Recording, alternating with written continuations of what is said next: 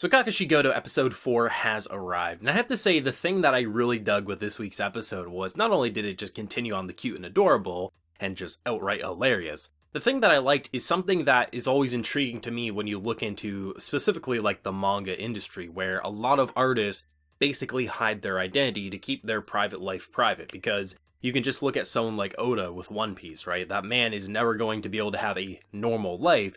But then you have others who've had massive hits, but you never know the name and face because they have a pen name. And something that's quite interesting is how they explored it in this episode, where it's not overly dramatic. It's pretty much all just comfy and fun. But it's really nice to see how Goto was basically trying to not only change his name, so obviously his daughter wouldn't find out that he is a manga artist for obvious reasons, but at the same time, it's interesting how it ties into a very real world issue that a lot of these people go through, where they just think, oh, this series is never going to get big, so I don't really have to hide my name because 20 people are going to read this and think it's stupid. And then it becomes a hit, and then you no longer have a private life. It's pretty much like doing YouTube or being an actor, things like that. Like, once you reach a certain level, there's never going back, which is why I kind of have a firm belief of trying to keep most of your private life private to the best of your ability, because the internet is the internet, and basically now with social media and just cameras everywhere, it's better to basically keep a lower profile, which is why I completely understand why so many manga artists will just completely do a pen name. And it's not even just manga artists, there's plenty of industries that do the exact same thing, because pen names are just a lot safer, while you still have your massive hit that makes you money, but also get to keep that private life still private. And it's really interesting, because they basically swarm it around the idea that a fortune teller basically ruins his life, because the fortune doesn't look good, and it feels like, okay, this is something that's just going to eat away at him, so he's going to try to change his name, which is the most illogical thing you could do. A massively successful creator changing his name, no. It's like if Isayama, the mangaka of Attack on Titan, just said, you know what, I'm going to do a pen name, which sometimes that does happen. Sometimes very famous authors will actually make a pen name to launch a new manga so they don't have the baggage, whether positive or negative, holding them down, and people can view it as its own series rather than the sequel to One Piece or Attack on Titan or Tokyo Ghoul, something that people recognize. So that does happen, but at the same time, this isn't why that was happening. It would actually ruin his career, and it's not like he was trying to take an artistic risk. He was just literally worried about his daughter finding out that he is a manga artist because he didn't take precautions in the past. That's it's such a simple thing on paper. When you really look at what the episode did with it, it's not overly complex, but when you take in the real world consequences in terms of what this is actually representing, it's actually quite brilliant while being hilarious all in the process, especially because everyone's like, oh god, don't tell me. Does he have a fortune teller in his life? Well, no, I don't know. Goes to the house and it's just literally cultist looking shit. This show is hilarious and I absolutely love it, but something that really caught me off guard, which I'm not surprised, but at the same time, it's one of those things that I wasn't thinking about. And then the idea of hey daddy, do you draw? And it's okay, prideful manga artist, he's like, I'm a good artist. Scared dad.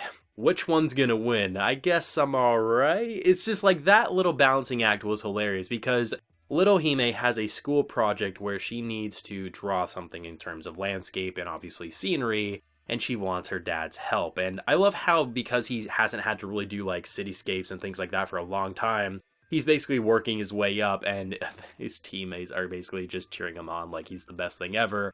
And he's like, oh yeah, I mean, we can't have it look too good because then it'll not look like she did it. It was really cute to see that, but the thing that really ties that entire segment together is what Hime does. This girl is precious, I have to say. And I love how literally that's what she's designed to be, a precious, innocent kid who in the future will discover how far her father went to protect her and give her the best life possible, which I'm still loving the future segments and how they're not dominating, but rather it literally is just small glimpses either at the beginning or the end, sometimes both, of the episode, and it gets you worried, but at the same time you're so focused on the present day, it's not the thing that's dominating your thoughts, but it's just in there in the back of your mind, similar to a Somali in the Forest spirit, where you're probably gonna have a sad ending, but at the very least, there's mostly good things in present day, so you can't complain too much. But it was really nice to see how they have probably, I would say, the most adorable and precious moment in this anime to date.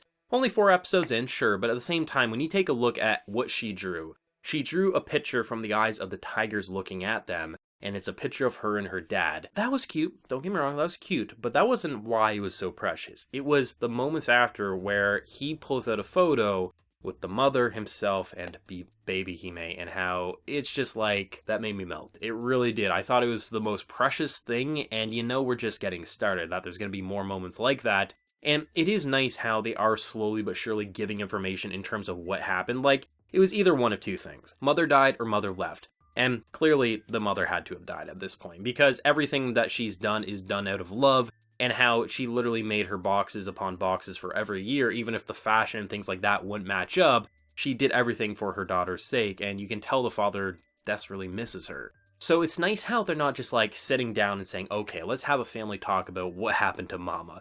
No, what they're doing is he's clearly trying to keep it a secret, but we have the present day in terms of the future content with Hsieh, who's discovering more and more. So when the past Hsieh is pretty much not knowing what's happening, we kind of had that bird's eye view, but still being just as curious as she is, which is a really great design. And not to mention, like, just the idea that this man's harem is still going strong, it wasn't disposable.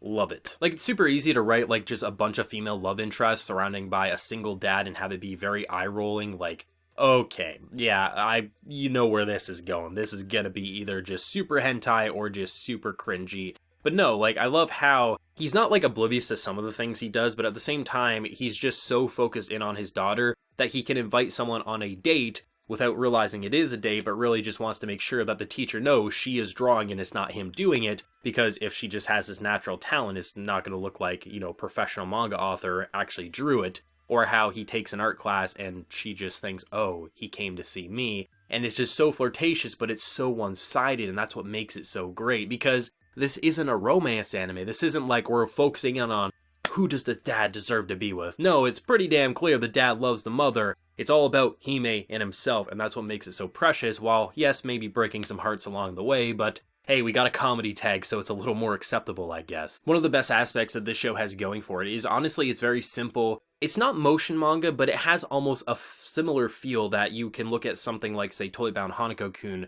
and how they did a lot of the presentation, and it felt like it was being pulled from a manga. It's not quite the exact same, as there is a lot more movements at certain points, but at the same time, with the way they just do these dramatic effects, like, especially because some of the reactions, you're thinking to yourself logically, there's no reason for him to be this damn excited, especially because it's such a simple thing that you can avoid, especially because she's so young. You can easily walk around this and it's not going to be an issue, but then they go balls to the walls dramatic or just shocked and just crazy, and it brings the scene to life. Like, this is something that I definitely need to watch, not because I think the source material's bad or anything like that, but rather, this is something that when you bring in the voice actors who, just look at Kakushi, like, this man is just a treat, or the adorableness of Hsieh, like, it just feels like there's passion, and it feels like it brings these characters to life, so it doesn't really feel like, you could say logically, a lot of this could be avoided and even explained to a young child, but you just get bought into the situations at hand that you don't even question it logically, you just say, bless this father. Bless him. And then when you see how they just do so much dramatic, or just, honestly, even the mundane scenes are just fun to look at, because the color palette is just so clean.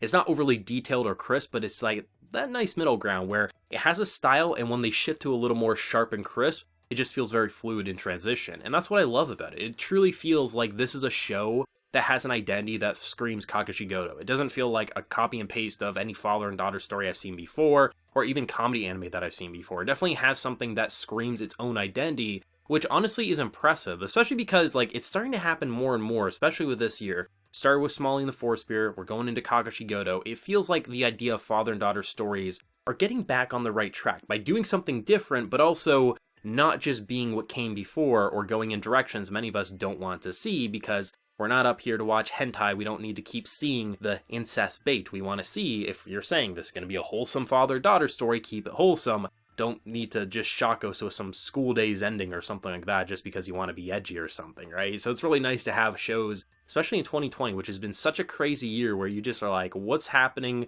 Is everything getting canceled? Is everything delayed? And then you can watch cute little father-daughter story with a lot of anime absurdity with its humor, or you could go with last season and have kind of a similar thing, but just a lot more dramatic at certain points. And It's great, it honestly is. It's a style of anime I usually don't like, but as I always say to people, I can like anything, you just gotta nail the execution, and they definitely are with this one. This was definitely a great episode, one of my favorites out of the 4 for sure. I'm not sure if I'd say it's my favorite, or it's definitely top 2, that's for sure. But as always, let me know your thoughts and opinions on Kakushigoto episode 4, and what was your favorite part, and where do you think it's going to go, especially with some of the future content in the future? Do let me know. If you enjoyed the video, be sure to leave a like, share your support. Remember to hit that subscribe button if you haven't been new around here. So until next time, everyone, please take care and have a good one.